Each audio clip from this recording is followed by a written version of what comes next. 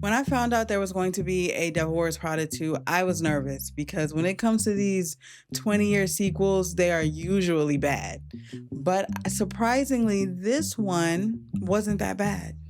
Dare I say, it was actually good. Special shout out to Tao Sophie123 for leaving this comment. Make sure you guys leave a comment under this video so you can be in the next one. Now I'm gonna tell y'all right now, there are about to be a couple of spoilers. If you have not watched the movie, save the video, go watch the movie, come back, because I can't talk about this movie and not spoil it. Let's be for real. We basically are following Andy return back to Runway to kind of help with the decline of the magazine print. And now Miranda has a new enemy, which happens to be her former assistant, Emily. And we watch the return of those like halfway mother-daughter dynamics that happens between those three characters. The first thing I think Devil Wears Prada 2 does so very well is keep the characters feeling like the same characters. It's a fact that we are in IP hell right now. I think we are slowly creeping out of it, but Hollywood is very afraid to make anything that is an original story.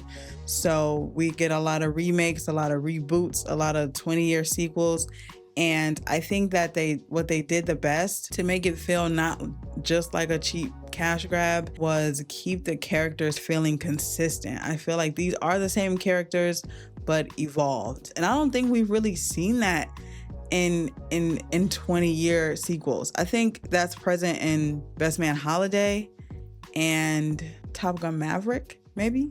That's about it. Andy is still a little green when it comes to the cutthroat nature, but she's a lot more self-assured and self-confident in what she thinks, a lot more than she was in the first movie, which tracks because she has been a successful journalist. Miranda is very much still Miranda. She is very self-aware. She knows that she's a bitch and she doesn't mind being one. The one difference I would say I noticed is that she is more open to compromise a little bit. Watching her put up her own coat instead of throwing the coat, like being okay with the compromise is something that I think just comes with age and the self-awareness of knowing that you aren't on top and you low-key are in a decline. Emily is also the same, but we see her evolution also. She's a mom now. She is in control now, and we see her kind of do her little jabs and take her little jabs at Miranda, and it doesn't feel odd because I felt like she was the type of person to do that in the first one. Once she got the power, she was going to make anyone who made her feel small pay, which is exactly what she did. And Nigel is still loyal and charming and in it for the love of the game. Like, I really, really do appreciate that they kept everybody the same but grown or more mature. I really think it was just done so very well. And I also did enjoy like the subject matter, the decline of journalism, good journalism, the decline of magazine print, and just really moving over to digital media. A lot of us read Twitter like the newspaper because that's very much what it is. When it comes to the storylines, I really, really enjoy Miranda, Andy, and Emily's relationship so very much. It really does scream mother-daughter dynamics. And now that I've had that in my head, even when I return to the first one, I'm gonna see it. I feel like Emily is a scorned child that didn't get what she wants from her mom, and she is making everybody else pay for it. She has a little bit of a wrath. And Miranda is kind of like a withholding type of mom. Like, she'll withhold from you until she feels like you deserve it.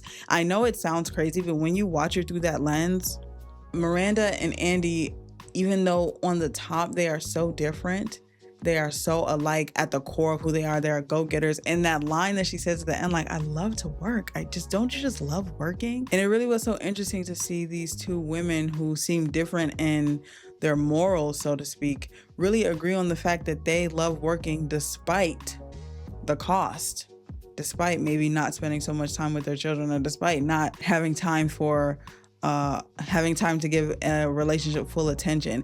And we kind of see that with Emily, is she is still trying to be that, even though she loves working. And I feel like that is what Miranda means when she says, like, this is not, you don't want this, because she doesn't have that same kind of drive. Andy and Emily are both kind of like sisters in how they deal with each other, and they both have their kind of fraught relationships with Miranda. And Miranda finally noticing Nigel was really like my own personal cathartic moment that I needed, because I feel like we didn't really go over that as much as we needed to in the first movie. So I'm glad we finally closed, that storyline and gave that a resolution. It's so interesting, and I think it's so well done. And what I will say is this movie was a little predictable at times, and it lulled in some moments, but once we got to the midpoint of Irv dying, it was just like, okay, now the drama is starting. Now let's pick it up. What's happening? The third act kind of comes in with Emily being kind of backstabbing. It really is.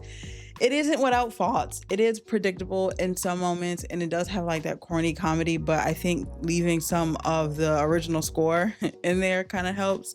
And like I said before, just having those characters feel like evolutions of the characters that we met 20 years ago was done so very well, and it helps it still feel like something new but still familiar. I am dead tired of 20-year gap sequels, and I'm completely fine if we never have another one. But if we are going to do them, I think doing them like Devil Wears Prada 2 wouldn't be a complete bad thing. Another small little con, I guess, is I feel like I didn't get enough fashion, like I didn't get enough looks. And maybe this movie wasn't about that.